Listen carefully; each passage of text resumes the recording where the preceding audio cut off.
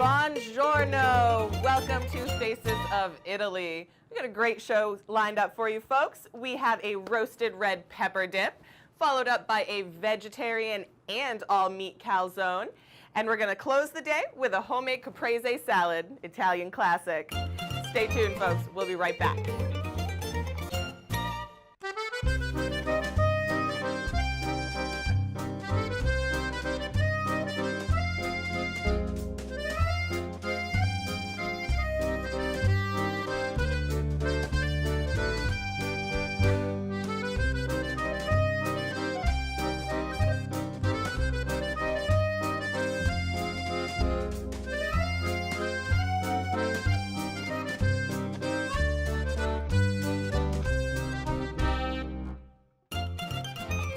Welcome back.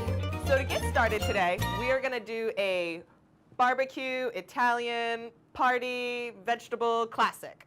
We are doing roasted red pepper dip. It's really good for every occasion. It's super simple, it's super healthy, and if you have a food processor or a blender, we can make it work. So as you see, I have our little blender here, food processor, my bad, and some roasted red peppers. About an entire bulb of garlic. You see here, I'm going to show you how to go through the second one and de-skin them all. An entire red onion, already peeled, some Italian herbs, a little cracked red pepper, and of course some Parmigiano, and our good old olive oil friend. So to get going first, I am going to bring my food processor right over on my cutting board. Now, I love this dip. It's so convertible. You can really serve it with anything, whether it's fried pita chips or vegetable sticks like we're doing today. So to get started, I'm going to put in the garlic, put that all around. And as I said, I was going to show you how to do our other bulb of garlic. So you just want to get all of the skin off it and get a couple of the cloves out. So I got my clove out. You see there's a lot of different layers of skin you're going to have to get rid of before you get down to the 20 or 15 actual cloves. So after you have your clove, you just smush it with the palm of your hand, and you can peel that skin right off. And you literally just repeat for every single clove in the bulb until you have the entire bulb peeled. It's a little time consuming, so I went ahead and did it ahead of time. And we'll go on with our red onion. I'm just going to dice it up a little bit here. Red onions are my worst enemy. They make me cry every time. So I'm only going to do thirds and then divide them up and stick them all through the food processor. Now before I get too much in here, I'm going to drizzle some olive oil. Whew, that is a lot of stuff. To make sure it gets all the way through. Now maybe 2-3 tablespoons. If you think it's a little dry and you need some more, feel free. And I'm going to go ahead and put my herbs on top of my onions. Maybe it'll stop me from crying. The tears have already started. Whew. 3 cuts. That's all it takes. All right, and our roasted red peppers. You can get these right in your pickle section most of the time. And they come as the entire pepper. And you want to use maybe 2.5 or 3 of them. There's usually that many in every jar. Break them up, stick them in there. All right. Get the cover on that food processor and start. And also the juice from your pepper jar, excuse me, my eyes are watering. You could use that as well to add extra liquid if necessary. Let's see if I can get my food processor going here. Oh, and my ready light's on. And we're going to go ahead and do it right on high.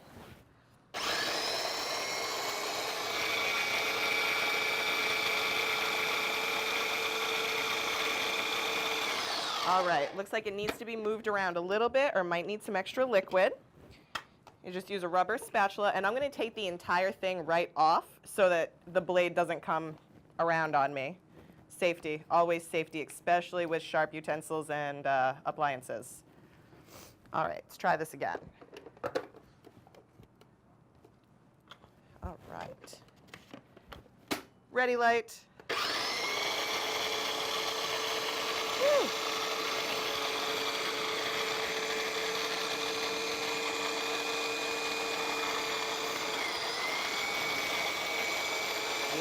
There we go.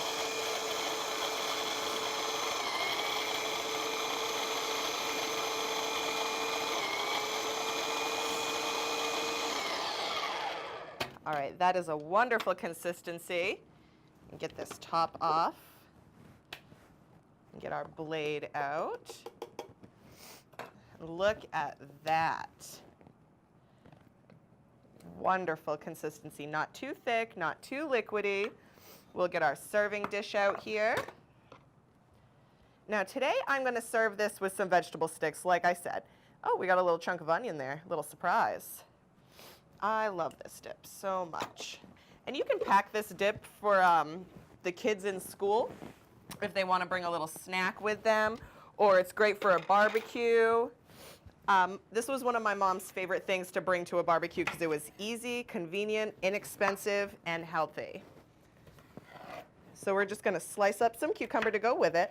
I usually do 2 green and 1 orange, or I tend not to use peppers. Seems that the entire dip is made of peppers.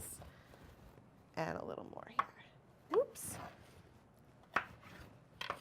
And broccoli would be another good vegetable with it, or cauliflower. And you can, of course, use pita as well. So here we go, folks. A roasted red pepper dip, garlic, Parmesan, oregano, onions, and some roasted red peppers. Lined it with some vegetables here. We've got ourselves a wonderful, healthy barbecue favorite. And I bet your family will love it as much as mine did. Stay tuned. We'll be right back. Welcome back, everyone. Now we are going to get into our basic pizza dough with yeast, flour, some real simple ingredients, and we're going to do it all by scratch. We're making a calzone this segment. I'm going to do a vegetarian version and an all-meat version. Now, this is so easy. Everybody buys pre-made pizzas. They go out and buy pizzas. Give me a half an hour. I'm going to show you how to make pizza dough. So we're going to get started with 2 packets of yeast. Most recipes only call for 1. I use 2 because I make a big recipe, and usually I throw the dough in the freezer, and it freezes awesome. So I have 2 cups of hot water, and I use hot water or warm water, as hot as it comes out of the tap, because it'll activate the yeast. You do not want your water boiling because it will kill your yeast. They're active ingredients. I cannot get into this. Whew. And we're going to place it right in the water. You do not want to stir it around. You just want it covered by the water. We also have about 2 tablespoons of sugar that we're going to add to it as well. And the sugar and hot water together activate the yeast. I just cannot get that open. And you see how it will drop right down into the water and start activating. Now I'm just going to sprinkle my sugar over it. And it's a little heavier than the yeast, so it'll make sure that all that yeast gets to the bottom. Now, like I said, no stirring needed. We're going to set this right over to the side and let the yeast activate. Now, in our large bowl here, I have 4 3/4 cups of all-purpose flour. Some people use bread flour with it. Some people can upgrade and do wheat if you'd like a different taste or a more healthier choice than just the regular pizza dough. Now what you want to do is add a little bit of salt. Now to this 4 3/4 cups, I am going to add 2 teaspoons of salt. Sorry, I had to think for a second, the big one or the little one.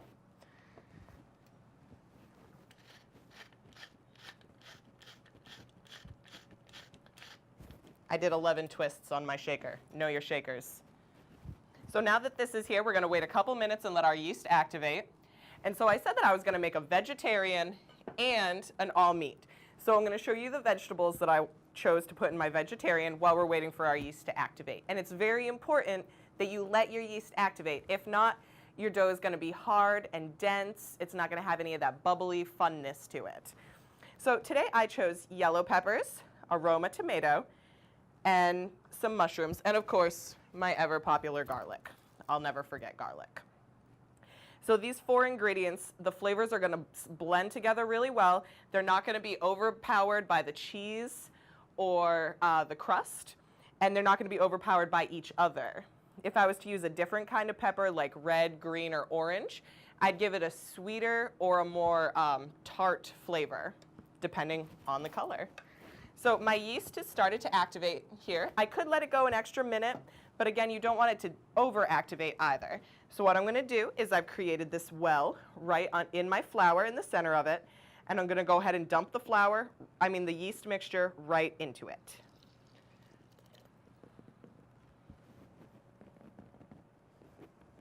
All right, set this right over to the side here, and then I'm just going to start mixing. You want to start right in the center and twist it around. If it seems like you have a lot of liquid, just wait it out. And if you do end up having a really wet dough, you can add more flour. Very small amounts. I'm going to circle around and get it all mixed in. Right. When I say small amount, excuse me, I mean maybe 1/8 of a cup at a time, half a handful, not much at all. Now you can see where our dough is starting to pull together nicely, and I'm just going to keep moving it around.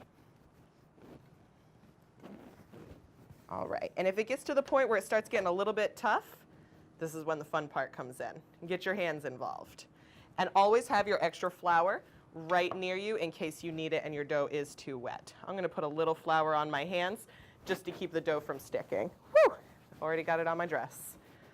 All right, you just circle around. That dough is going to be nice and warm from your water and the yeast activating. And you circle the dough right around your pan. And you can see where it's starting to get sticky in the center. Just push that right down and keep circling around. And you want it all blended nicely. Awesome. That is coming together so well. And you can see I'm almost kneading it right in the bowl. So you don't have to get a big messy flour area out in your kitchen. All right. Now we can see where our dough is fully kneaded out. It's blended. We got a little flour on the top here. So what we're going to do is we're going to proof it for about 35 to 45 minutes or until it doubles in size. And how you want to do that is stick it in a warm spot, or you can preheat your oven to like 200 degrees and just stick it in your oven for maybe half the time. You just want to make sure to really watch your dough and that it doesn't over-rise, because then again, it'll be tough. So I'm going to go ahead and take my clean towel that I've misted with water. You want it moist so that the top of your dough doesn't dry out. Put it right over it and stick it in that warm spot for about 35 to 45 minutes. So when I go ahead and do that, stay tuned and we'll be right back. All right, folks, before we left, I taught you guys how to make a basic calzone pizza dough out of yeast, flour, water, salt, and sugar. Pretty basic ingredients, so let's see how it turned out. We can see here that they've risen, and I went ahead and divided them into 2 different sections so that we can form out the calzone. If we were to keep it together, you could just spread it all out and make yourself an open-faced pizza. But first, before we load it, we gotta prep our stuff. So like I said, I'm gonna make 1 veggie and 1 all meat. So we'll start out cutting up our vegetables. I've chosen tomatoes, yellow peppers, basil, garlic, and mushrooms. Now with the tomato, I've taken out the center and taken out all the seeds, so I just have the tomato meat. And it's a very ripe tomato, so it's nice and soft and juicy. That's gonna add to our calzone because I'm not, actually putting any tomato sauce into it. All right, and our yellow pepper. And for cheeses, I'm just using our classic Parmesan and mozzarella. Nothing too fancy. If you want to do like an Italian blend, or if you have some Asiago or different cheeses in your fridge, you're able to throw those in for extra flavor. Now we're going with our basil. Just chopping up our basil, give it a little extra flavor. And I'm using fresh basil here, including the stem. If you don't have fresh basil right on hand, you're more than welcome to use dried basil. But I do prefer fresh myself. All of those flavors cook together and emulsify really nicely. You just don't get the same effect with dried herbs. And a garlic clove, and we're gonna mince that right up. See all those oils start to come through on it.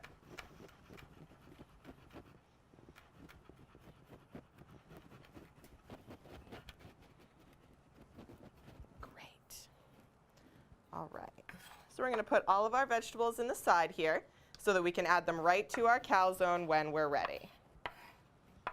And I'm also going to cut up our pepperoni. Now, pepperoni is an already pre-cured meat, so I don't have to get a separate cutting board. If I was to get like chicken or beef or bacon, I would use a different cutting board because I wouldn't want to cross-contaminate my meats and my vegetables. But like I said before, pepperoni is a pre-cured meat, so there's nothing raw in it to contaminate.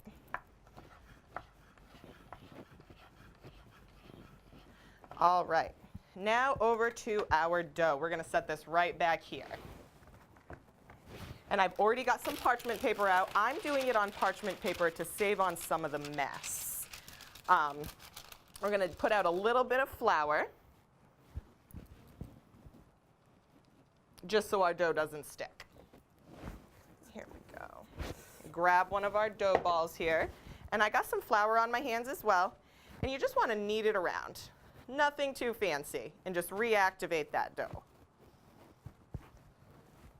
Here we go. Get that right out of the way here. Got a little hole going. So I'm just going to set it down and flatten it out and get our edges going on the outside. You want it relatively thick so that you can load it up. And if your fingers start sticking, just reapply a little more flour. So, little mozzarella cheese on one side here, and all of our great vegetables. And we're going to just throw them on top. Now, it's going to look a little bit fat when we make it, but as soon as we roll the dough over and cinch it together and cook it, you'll notice that it flattens out because your vegetables cook down. Now, I just took that side, flipped it over. You'll see it again with my meat one here in a second. And I'm going to spray this pan with some nonstick spray, just lightly. And hand right on top, flip your parchment over, tap off some flour, and set it right on. Now, I'm going to grab my other dough real quick and do the meat one. Same technique. We'll do it again. Flatten it out. And I'm using a little bit of pancetta, which is not a cured meat, so you notice I did not put it on my board. And a bunch of pepperoni and mozzarella. And it's really that simple. You don't have to be super, super fancy with it. Here we go. All right. And there we go. And I'm just going to put a couple creases right here and right here to mark the vegetable one. Now, we're going to go over to the oven and throw this in.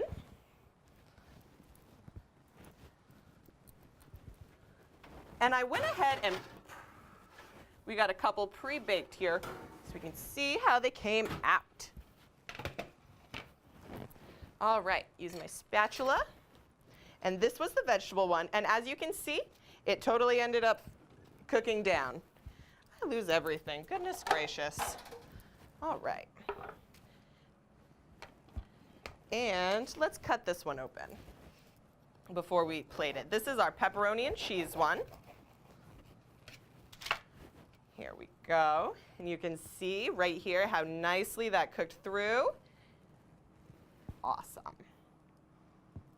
All right, folks. So we have our vegetable and our pepperoni calzone. Simple, easy, healthy, fresh ingredients. We have a homemade dough that you can stick in the freezer or use right away. So we will be right back, folks. All right, now that we're back, we are going to go through the few steps of a classic Italian salad, one of my favorites and most simple, the caprese. There's really only 5 master ingredients, 3 real core ingredients if you want to get down to the skivvy.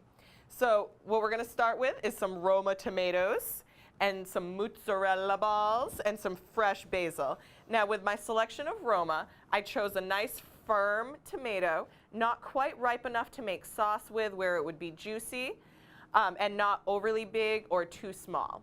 So you want to think about the size of your mozzarella ball and of your tomato that it's going to set on top of each other nicely. So to get it started, we'll just slice these tomatoes at about 1/2 inch dices, just like so. And then we'll start actually building the salad. And this salad goes great with a piece of steak or some chicken or some grilled tuna. All the flavors are really mild and blend with other flavors really well. Here we go. And you could serve this all by itself for lunch and just give yourself a nice little vegetarian lunch. It packs well. You could send it to school with the kids. And like I said, when you're choosing your tomatoes, just make sure that you get a nice firm tomato. You can see that I'm using a serrated edge here. So it's not going to crush my tomato. It's going to go right through. I'm not putting any pressure at all. I'm letting my knife cut it for me. All right, and some people serve it in a large platter, like a oval flat shape. I'm going with the round shape to give it a little more flair. It really doesn't make that much difference. So I'm just going to line it right around the bottom here so that we can set our mozzarella on top and then our basil. And my two drizzlers of choice are going to be balsamic vinegar and extra virgin olive oil. Let's see if I can fit that third one in there. I bet I can. Yeah, wonderful. All right, set that right up here and get onto our mozzarella. The mozzarella is a little tricky to cut because it's extremely soft. So again, I'm going to use the serrated knife and do some nice thin slices and really take my time so that I don't damage the mozzarella. Got to be gentle with it. And you can say about 1 mozzarella ball for each tomato that you're adding to it if you're looking for the amount of ingredients to use. There we go. And we're just going to line it right up on the side.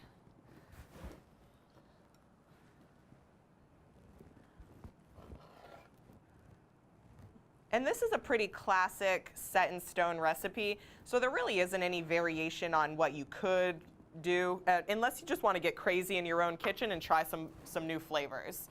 But this is really one of those Italian recipes that everyone knows about, everyone loves, and it's really a staple at every Italian restaurant you would go to. So simple, it's great and healthy. All right. And now we're just going to take some basil, and I'm going to chop it up really quick. Actually, not with that knife, I'm not. Goodness gracious. There we go, stems and all. You can smell that aroma coming through.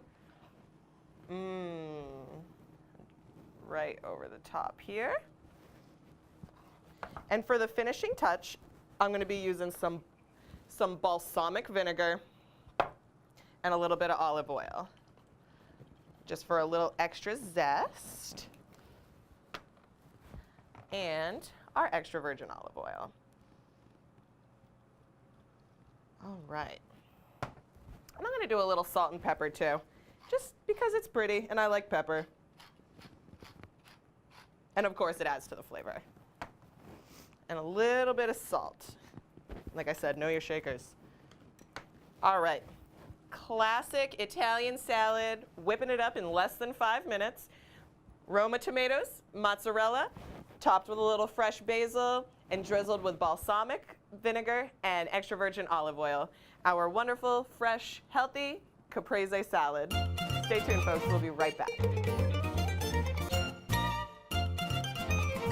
All right, folks, thanks for joining us today. If you missed any of the ingredients for our recipes, you can check them out at www.facesofitaly.tv. Ciao.